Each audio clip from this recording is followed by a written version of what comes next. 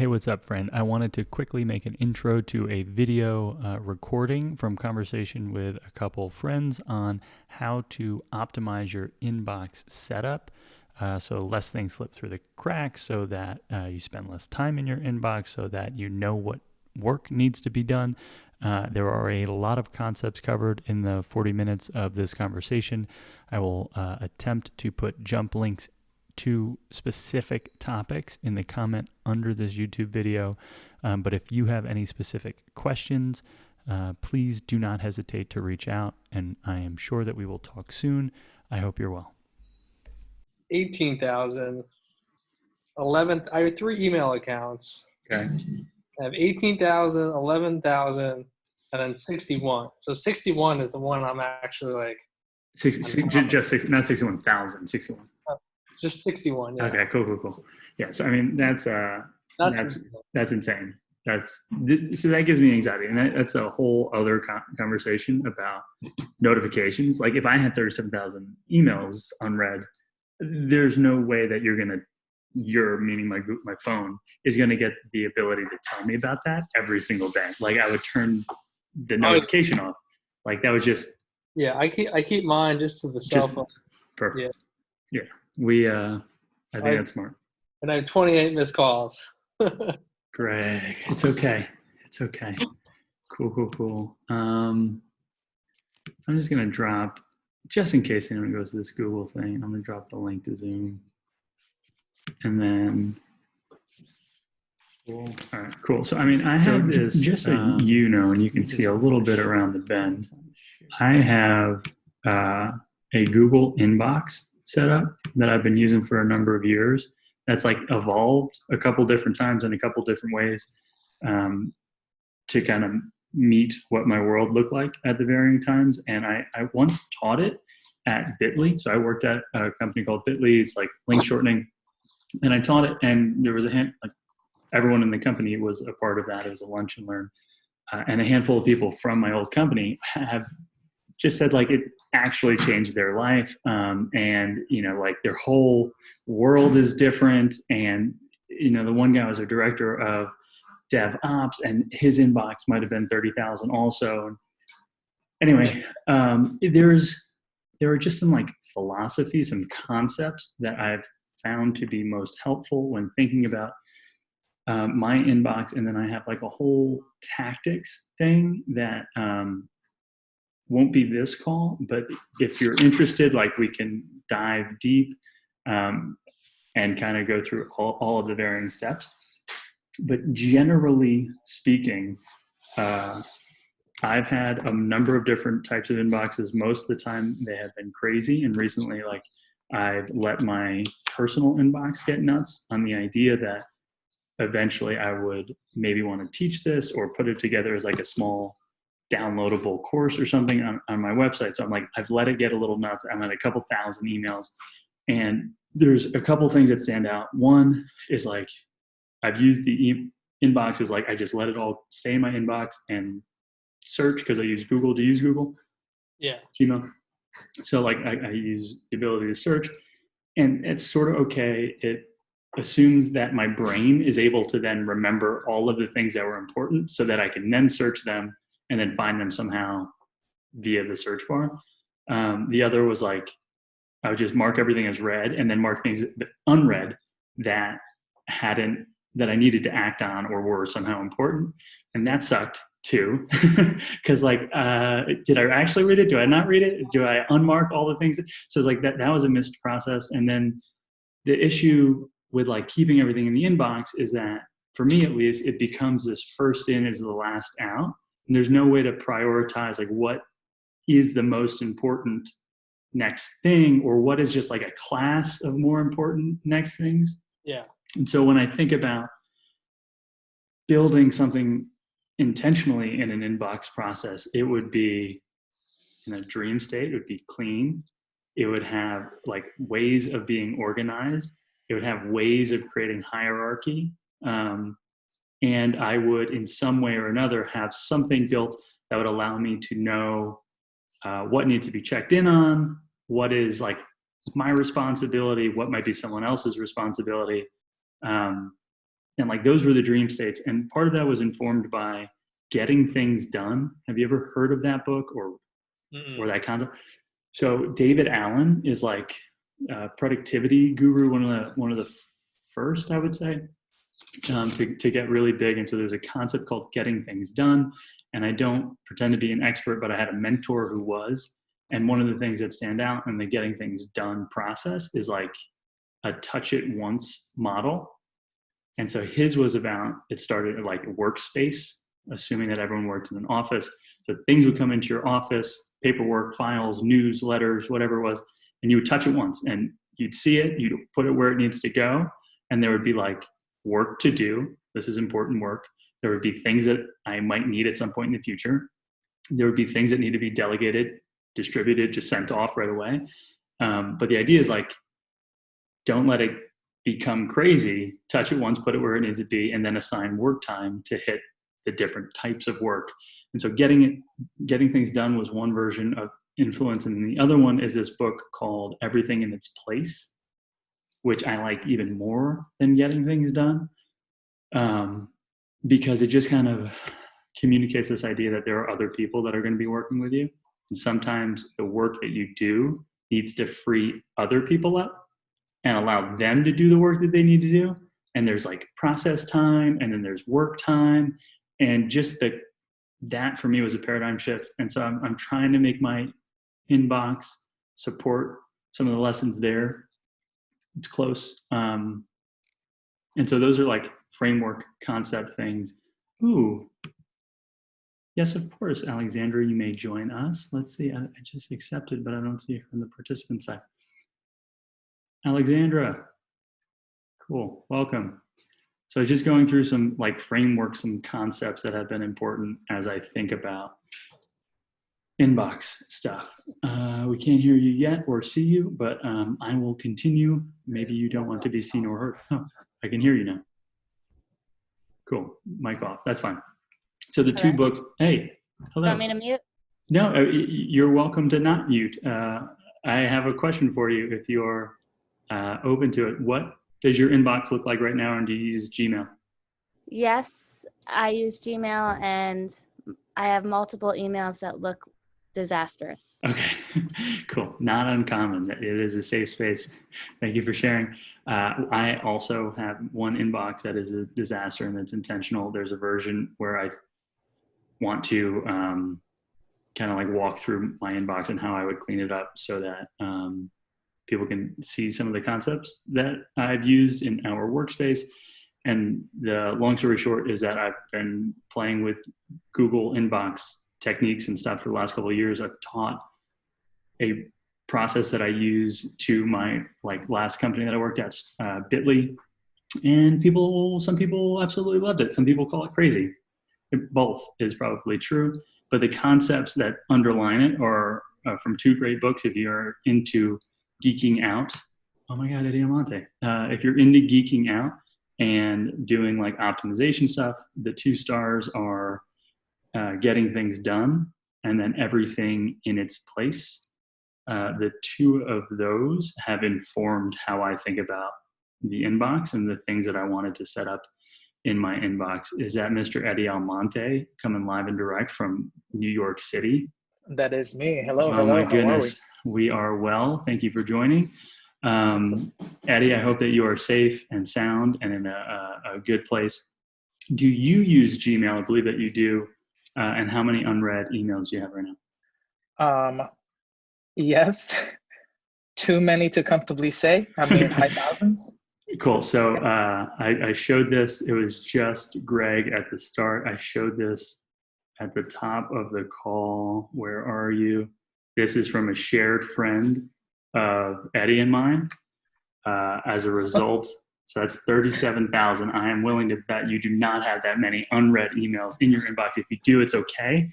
And so, cool. I apologize, Greg. We've now looped. You might be feeling a little bit of deja vu, but the idea is that like I've been there and I wanted to fix it because I think that the inbox should be a tool. And when you think about a tool, like there are processes, there are ways to use it, there's things can get messy, and then there should be a way to clean things back up if it's a workspace. And so my dream was that it would be it would be something that I could like get on in front of, something I could strategize with, and then something that the issues historically in using like an unread system or everything in your inbox system is that there's no hierarchy, there's no reminders that of what's important, there's no what's my next step, there's no what's in somebody else's control that I need to like check in on. And so the two processes that have informed the way I'm thinking about email, Getting Things Done, David Allen, and then Everything in Its Place by Dan Charnas. Okay, check those books out if you want to. Otherwise, what I can do is just show you two different inbox setups. So I'm going to go and open up Chrome. And can I do that? Let's try it again. Share Chrome. Can you see my, I think you can see my whole screen right now, right? Let's go to Bang, Gmail. Cool. So this is a inbox that I've allowed to get a little bit nuts in support of attempting to one day teach my inbox process. I do a couple things that are different, and I'm going to try and just kind of like clean stuff up here. Okay, so I do a couple things that are different than most people out of the gate. One is I turn off all of like the smart features in Gmail so that I can be in control. If you don't turn off like their smart features, a lot of the next things that I would want to do aren't necessarily possible. And so this, in short, just lets all of the new emails that you get go into your inbox. And then what I also do is spend a lot of time like just kind of searching around what's possible in settings. And so the primary things that I just want to like highlight are how important labels and filters can be. If an email comes in once and there's a good place to do it, or like thing to do with it, or a process that would normally show up, create a filter and have that baby get automated. And so this is our work inbox, which is has 6 emails in it that came in after like our last email check yesterday. But as you can see, it's like just the emails that came in yesterday. We have a to-do list that Sarah owns. I have a to-do list that I own. And then on the left-hand side, we have all sorts of client folders and to-do and podcast, and everything kind of has a place. Does that make sense?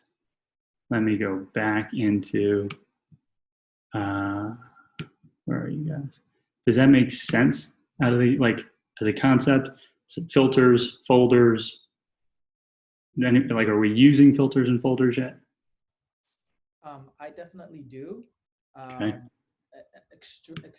Strictly just automatic. Let's say if I receive an email from a client and I know their domain, I set a rule that it automatically goes into a folder and adds a tag. But how do you manage the, nitty gritty, you assigning, let's say, your to-do or Sarah's to-do? Perfect. Yeah. And so Greg mentioned before you guys hopped on an interest in having like a shared inbox and creating some sort of structure inside of a shared inbox. So specifically in our workspace, and I guess I got to go back and share. Any other questions on that? Greg, did you have one? Look like you might have been on the tip of your tongue. Yeah, no, I was going to say the same thing that Eddie said. Like, how do you, like that, the inline to do, you and Sarah? I think I would love to use that. Cool. And then Alexandra, just to keep everybody participating, anything on your mind there? I, at this point, don't use folders. Cool. I tried at one point, but I just then slacked on it. Cool. And so here's my thing with folders. And can you see my screen, or I turned that off? I turned that off. Okay. So let's go to Chrome. I'm going to share just Chrome. Cool. So you can see Chrome now as an option on your screens. Can I get an audible yes? Because I can't see you guys. I see your emails. Cool. So here's the thing, right? Like when if you're not using folders, which is absolutely fine, you don't have to, but like if you're not using folders, you're probably searching for stuff. And if you're searching for like, do I have anything? No. Alex Heilenbrod. All right.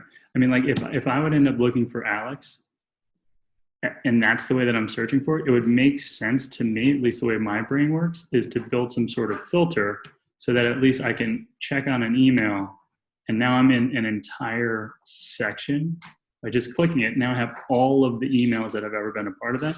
And to me, that's helpful because I think in terms of like a whole big space rather than a single email at a time. And sometimes I'm like, oh, what was the thing? Let me go into a folder. And so if you're ever going to search something once, it makes sense to then create a filter around it. So you just do whatever the search is, create a filter around it. Can't make a filter around a filter. But consider it, and I can do a better job teaching that in the future. But if you're using search to find an email, it makes sense to create some sort of filter around it. And some of the ways that you can filter are, there's sophistication here, but it's like around what's in the subject, who sent it, who it's going to. So on outbound emails, you can filter as well, which I find really interesting. And then also has attachment can be a huge filter, especially if you're in like client services spaces, and you can specialize emails that are coming in or going out with attachments on it.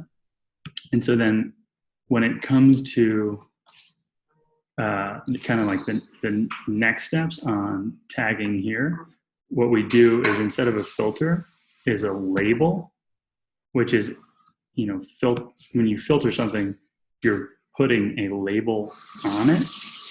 And so we've created a label that is, in my instance, it's a Tony label, and then there's a label that says Tony to do, and then there's a label Sarah. And so I can take any of these emails that come in, and with X, I'm clicking on it, hitting L to label it. That's now Sarah's. You can see it in her to do section, and then I'm getting it out of the inbox. I've touched it once. It now has a home. Sarah can process that as she needs to. This is for me, and it is a to-do. I do need to follow up on that. So I enter it, it's a Tony, and it's a Tony to do. I get a little more geeky in the inbox than Sarah does, and I get it out of the inbox. And so the same with these. These are all work that I have to do, Tony to do, get it out of the inbox. Cool. So I'm going to come back into video to see what you guys are thinking and what you're doing. Just two questions. Yeah. Do you, when you first log in, first thing in the morning, do you review your inbox and see what things are, or do you go from the view that we're looking at right now, the inbox, to assign them? Yeah. So that's a great question. So one of the things that I personally try and do, and it's the emphasis here is try, is I try and avoid the inbox until I want to actually process new things. And one of the ways that I go back into share, one of the ways that I have allowed for this, and it's really simple, but I use a ton of folders and stuff on bookmarks, is that I'll short circuit the process and I'll jump right into this Tony to do section with a bookmark. And so I don't need to see my inbox if I don't want to. It's I heard this first like 10 years ago by Tim Ferriss. He's like, try and go right into a search category rather than your inbox, because your inbox is what scares people. And if you can go to work, that's a good thing. And so you can, as simply as just bookmarking this URL, you can skip your inbox and then set times to process your inbox.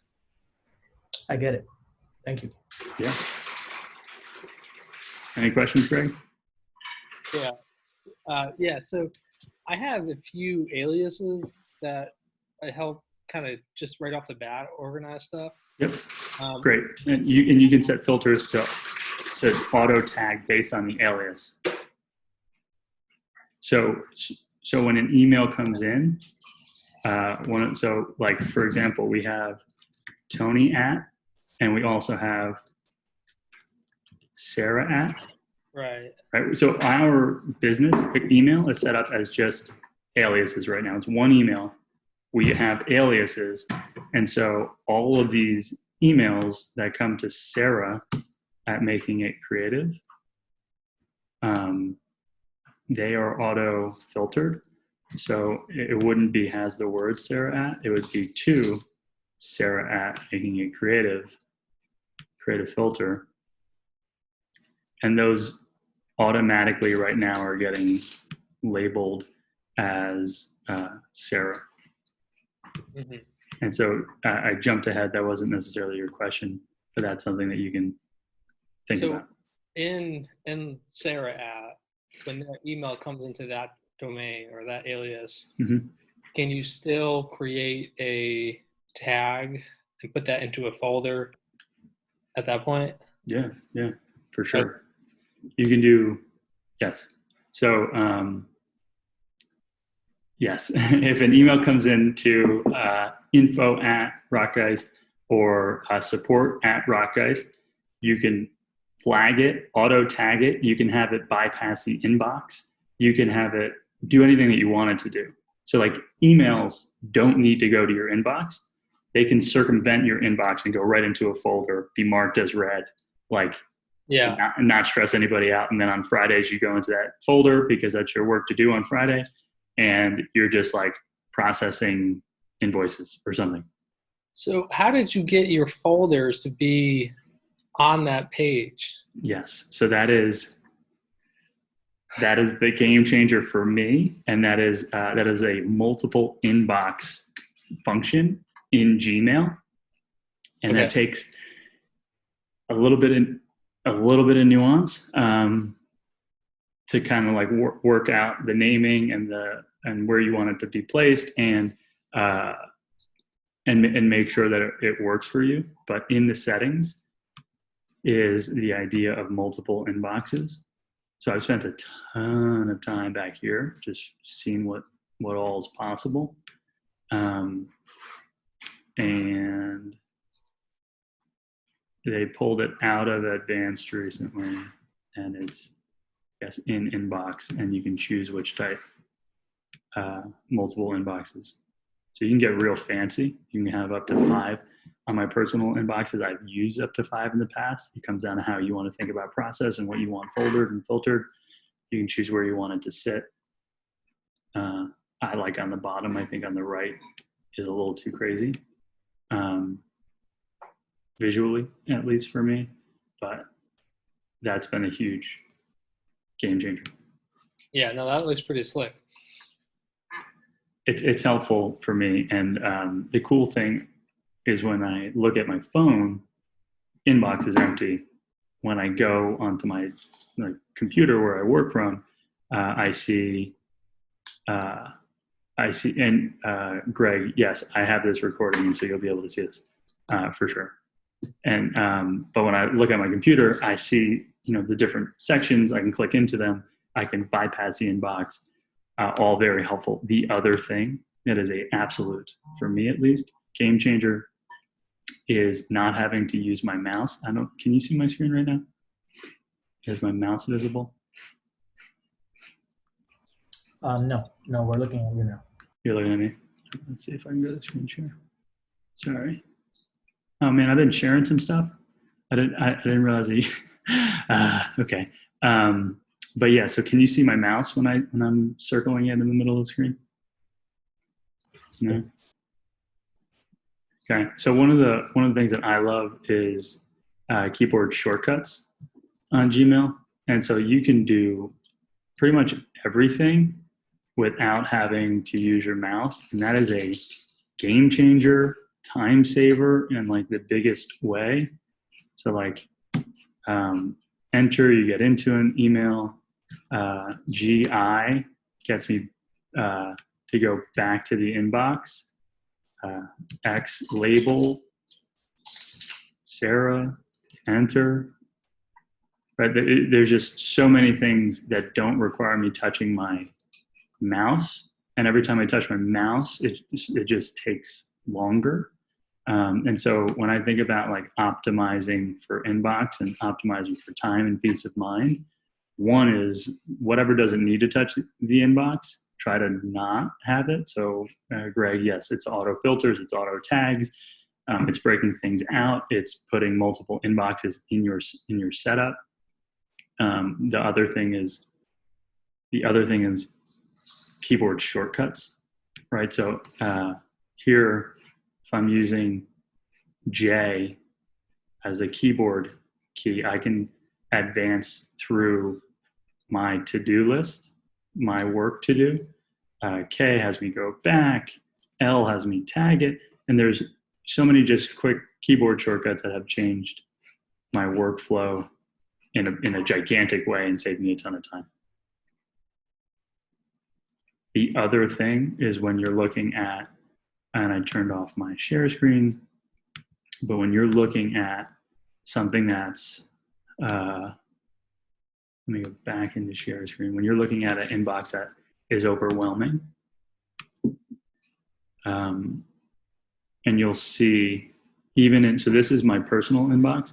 You'll see that like it's a mess. It's got 3,400 unread, and that's partly because I think that there's a product here, and I want to have a crazy inbox to maybe make a product around and clean and show you what it would look like.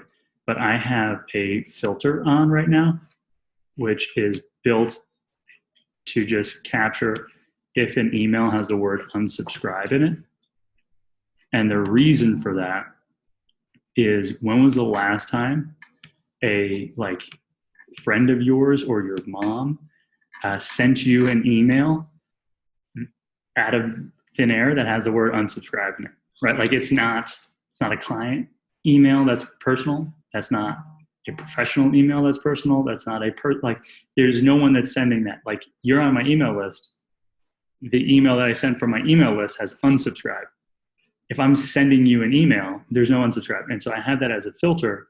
And so when things get crazy, I go into that filter, I select all, and I just archive it. Like, it's not that important. If it is important, you'll get another notification about it.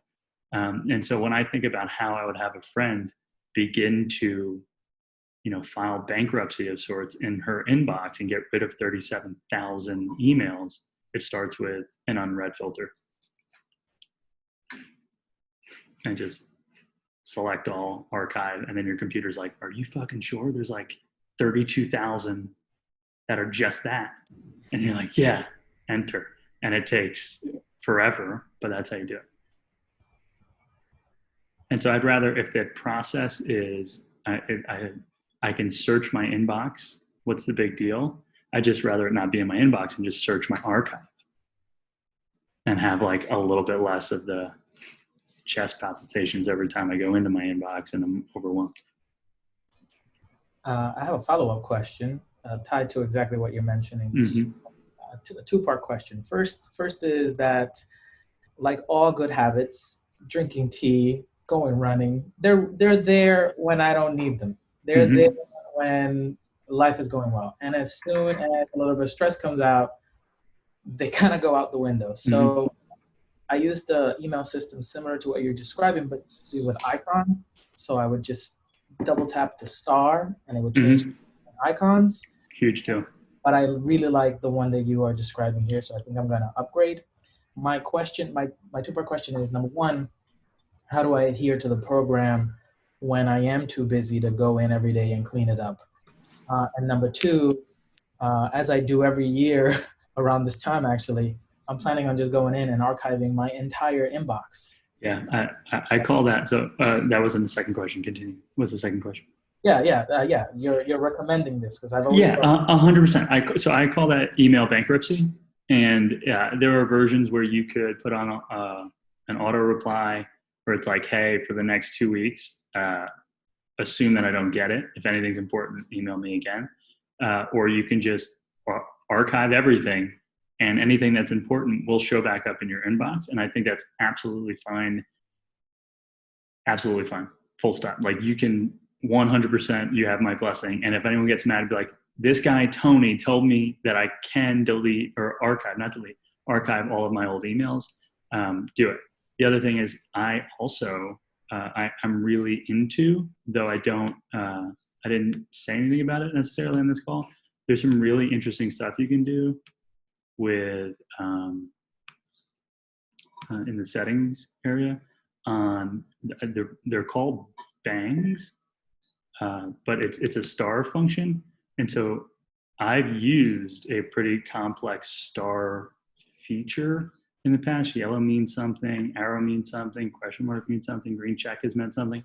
And the cool thing, Eddie mentioned it, and this is the keyboard shortcut stuff. So it's like X, I can label it and put it somewhere, or I can hit S until I get the icon that I want.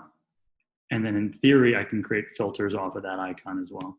And so there's many ways to build this system. The key for me, and the thing that I wanted to just start with this version of a call around it, is say, like, if you're not thinking about a system, you're probably doing yourself a disservice. And the system doesn't need to be perfect every single day.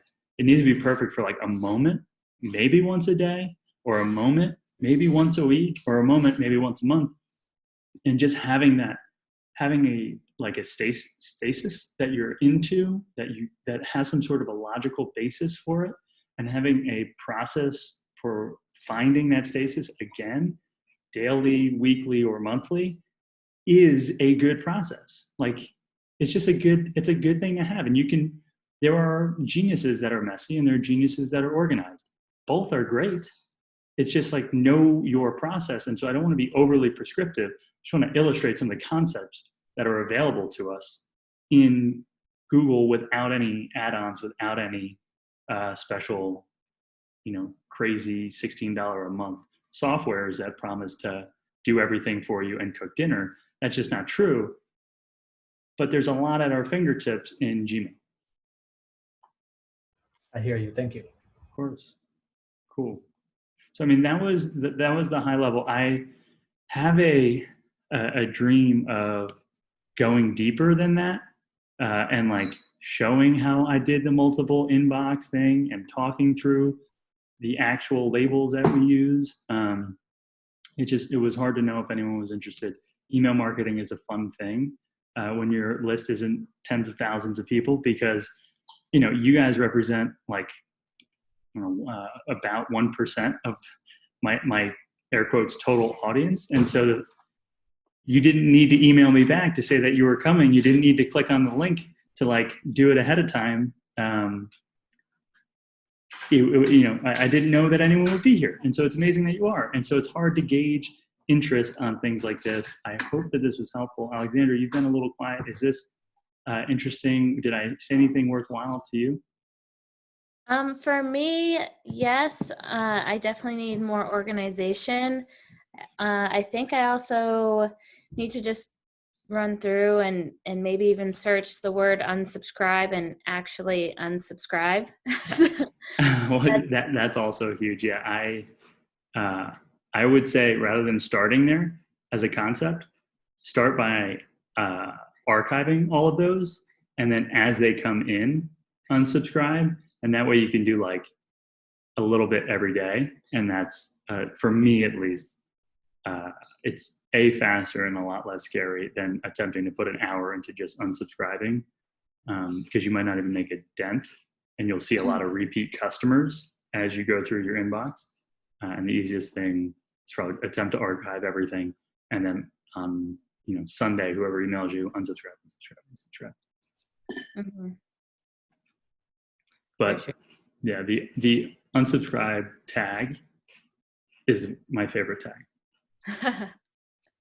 Yeah, I've never even thought of that one. That's probably pretty huge. Cool. So Tony, I had a question. Yeah. Within 3 years, I've hit my limits to the size of my Gmail account. Yeah. And so I don't really know what to do other than just like create dummy accounts and unload emails to those. So that's an option. You can also search and search based on email size. And then you can go back through and see, and like you'll have, filter top to bottom, the biggest emails that you have. Yeah. It's rarely like the amount of emails. Sometimes it is, but sometimes it'll be like, this email has a fucking 6 gig video in it. Yeah. And it doesn't need to have that. Actual delete rather than archive. Like, download, delete, and then all of a sudden you have 6 gigs back in your 15 gig, email setup. There's a version where you actually have that many emails and you've blown this thing out. But my gut says that my business relies on customers to email me photos of their bike. Mm-hmm. And so over 3 years of photos of people's bikes, I don't want to delete those, but I don't need to see them until like I really need to search for them. So that's why I was thinking just creating a dummy account and then emailing all these, images of other people's bikes to that account as a holding cell. I don't know. I mean, I don't think it's a bad idea. My gut, I'd have to honestly think about it, but my gut says that if you did a search and filtered it by the size of the emails, you'd create a ton of space by removing some or exporting some, or putting an hour into saving the customer name, email address, and the file in Dropbox or an external hard drive or whatever else. Yeah. It adds a extra step if you ever need to access those. But my gut says that having more inboxes to manage is not necessarily the right step. Is not necessarily the right step. That said, you can add another, alias to your account. You can send and receive and forward emails automatically with tags and with filters. And so that is all absolutely possible. Okay. It's your process, and whatever you think is like the dream state, we can try and create it. Right on. Cool. Of course. Cool. And so then with that, I mean, we've overstayed our welcome. I only asked for 30 minutes from you guys, and we're almost at 1:45. Are there any other immediate questions that come to mind for the three of you? Not at this time. Cool. None from me. Thank you so much. Cool. Of course. So I would say stand by. Gut says that there will be some cool angles. There's always new ways to think about these things. But I will reach out to the three of you as I attempt to like codify the exact process that I've used over the years and the exact steps to begin to replicate some of this stuff. And if you have at all any questions between now and the next time you hear from me about emails, please reach out. Awesome. Cool. I'm mute still? No, you're good. I heard y'all. Right. Thank you. Guys, have a wonderful rest of your Saturdays. You too. Bye. Cheers.